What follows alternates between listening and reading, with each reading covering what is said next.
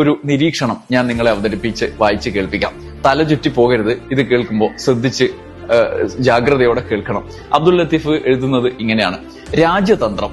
India പാകിസ്ഥാനോട് മുട്ടിയപ്പോൾ പാകിസ്ഥാനെ പിന്തുണച്ചത് തുർക്കിയും അസർബൈജാനും. ഇന്ത്യയെ പിന്തുണച്ചത് ഇസ്രായേൽ. ഇസ്രായേലിന് എണ്ണ നൽകുന്നത് അസർബൈജാൻ. വെടിക്കോപ്പ് നിർമ്മാണത്തിനുള്ള ഉരുക്ക് നൽകുന്നത് തുർക്കി. ഇന്ത്യയുടെ വജ്രായുധമായ ബ്രഹ്മോസിന് സാങ്കേതിക സഹായം ചെയ്തത് റഷ്യ.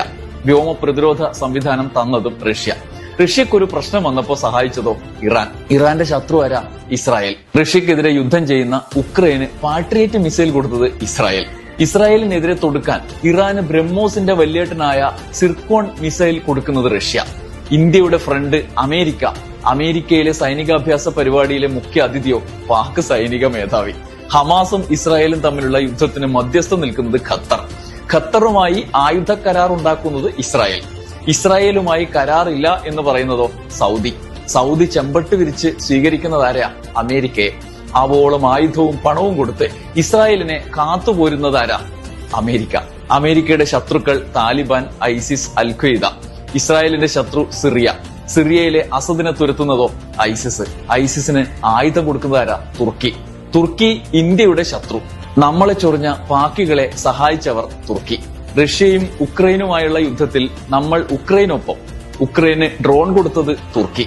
പറഞ്ഞു വരുമ്പോൾ ശരിയാകുന്നില്ലല്ലേ? വേറൊരു മട്ടിൽ എഴുതി നോക്കാം. അതായത് ഹമാസിനെ ഉന്മൂലനം ചെയ്യുന്ന ഇസ്രായേലിനെ ചൊറിയുന്ന ഇറാന് സഹായം ചെയ്യുന്നത് റഷ്യ. നമുക്ക് സഹായം തരുന്നവർ റഷ്യ.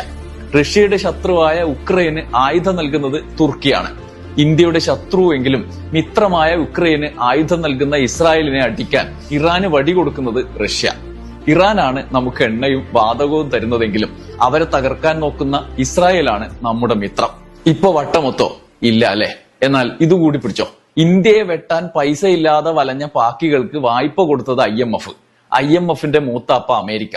അവിടെ പാക്കിന് വേണ്ടി വോട്ട് ചെയ്തത് ഇസ്രായേൽ. ഇതിൽ പ്രതിഷേധിച്ച് പാക്ക് വെട്ടിയെ നമ്മൾ ശ്രീ വെട്ടിയാക്കി. ശുഭം.